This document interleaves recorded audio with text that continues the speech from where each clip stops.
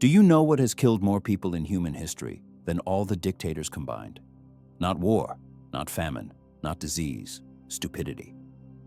And I'm about to prove to you that your nice neighbor who sincerely believes in conspiracy theories is 1,000 times more dangerous than a deranged maniac. Dietrich Bonhoeffer was sitting in a Nazi prison when he made a discovery that changed our understanding of human nature. He realized that Hitler didn't win through power, but through the stupidity of the masses. And here's the terrifying part. This mechanism is working right now, in your social networks, in your environment, maybe even in your own mind.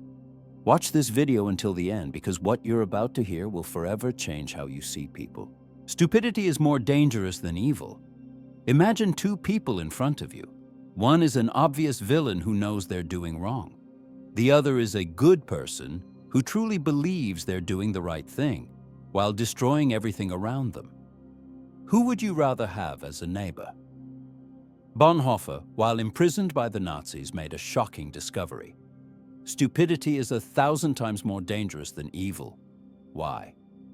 An evil person can be stopped, debated, exposed. But try to reason with someone who knows the truth. The evil person might at least have doubts. The stupid one? They sleep soundly, believing they're right. Immune to facts, deaf to arguments, and ready to go all the way. The scariest part, stupidity disguises itself as virtue. That's why it's invincible by ordinary means. A moral, not intellectual, defect. Think smart people can't be stupid. Prepare to have your mind blown. Do you know how many Nobel Prize winners supported the Nazis? How many brilliant scientists believed total nonsense? Professors with multiple degrees shared fake news online, while factory workers saw the truth clearly. Bonhoeffer realized stupidity has nothing to do with IQ. It's not about knowledge or diplomas. It's about character. The willingness to think independently, even when it's uncomfortable. The smartest people can be intellectual cowards. They choose comfortable lies over inconvenient truths. They prefer groupthink over personal responsibility. And true wisdom? It takes courage to say, I don't know, or I might be wrong. Paradoxically, the more arrogant a person is, the more stupid they become. The sociological nature of stupidity. Now comes Bonhoeffer's most frightening discovery. Have you ever seen smart people turn into zombies when they're in a crowd? Your rational friend suddenly spewing nonsense at a corporate event or rally?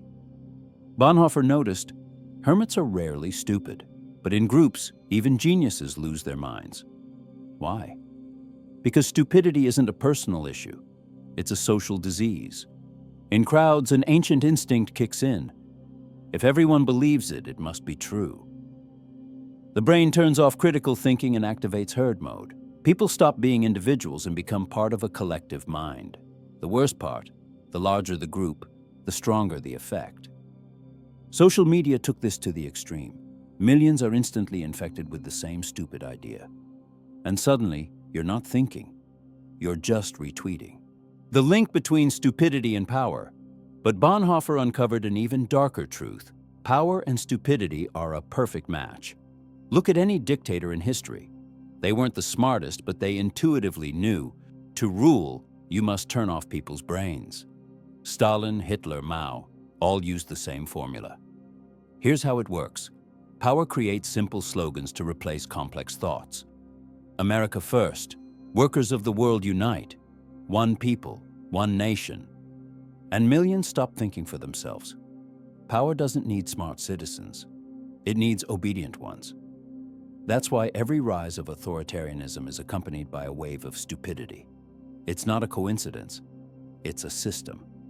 The most terrifying thing, people willingly surrender their minds in exchange for the illusion of safety and belonging.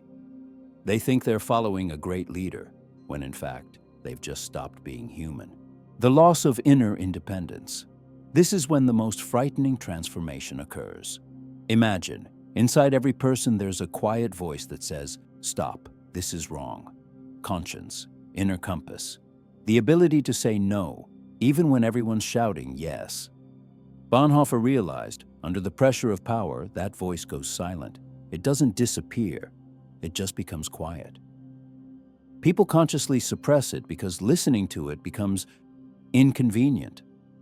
First you think, well, maybe they're right. Then, everyone's doing it, so it must be fine. And finally, who am I to argue with authority? That's it. The death of personality in a living body. The person is physically alive but internally dead. They no longer make decisions. Slogans, crowds, and leaders decide for them. The worst part, this process is invisible.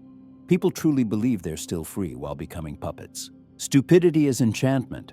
Now for Bonhoeffer's creepiest metaphor, he describes stupidity as enchantment. Literally. As if a person were under a spell, controlled by invisible forces. Have you ever argued with a fanatic? Doesn't matter if it's political, religious, or someone who believes the earth is flat. You look into their eyes and realize nobody's home. Instead of a real person, a set of memorized phrases. It's all a conspiracy. Science has proven this. Only we know the truth. And suddenly you realize you're not speaking to a human, but a program. A virus has taken over the mind. This person is possessed by ideas. They don't think the thoughts think them. Words spill out automatically like spells. And the scariest part, the spell can't be broken with logic, because an enchanted person is shielded from reality by an impenetrable cocoon of illusion. Modern manifestations of the phenomenon. And now, the most painful part. Bonhoeffer saw stupidity spread through radio and newspapers. We live in an era where it's mutated into a digital monster. Social media algorithms are stupidity-producing machines. They analyze your fears, biases, desires, and feed you content that shuts down critical thinking. Fake news spreads 6 times faster than real news. Why? Because lies are always more emotional, simpler, easier to understand than truth. Lies don't make you think. They make you feel. QAnon, chip implant conspiracies, climate change denial. These aren't just delusions. They're digital cults with millions of followers. People willingly live in alternate realities. And the most devious part, every like, repost, angry comment teaches the algorithm to get even better at turning off your brain. Experimental confirmation. But maybe Bonhoeffer was just paranoid? Maybe it's not that bad? Wrong. Scientists proved he was 100% right. 1951. Solomon Asch conducts a chilling experiment. He shows people 2 lines, one clearly longer than the other. Should be easy, right?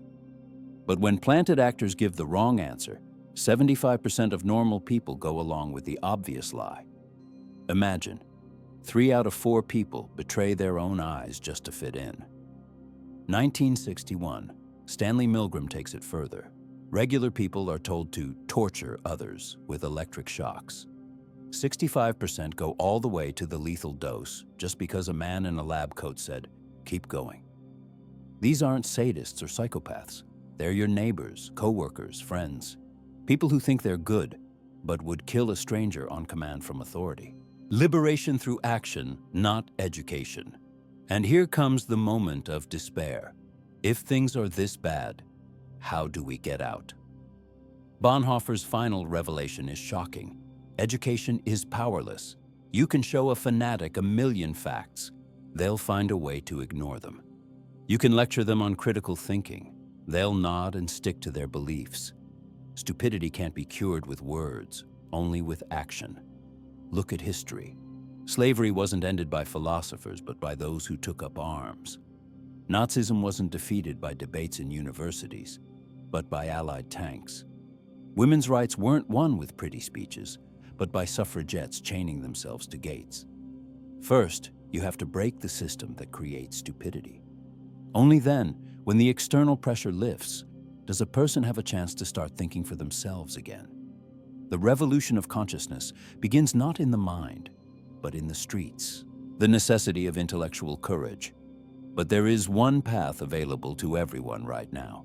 Intellectual courage. Sounds noble. In practice, it's the most painful thing in the world.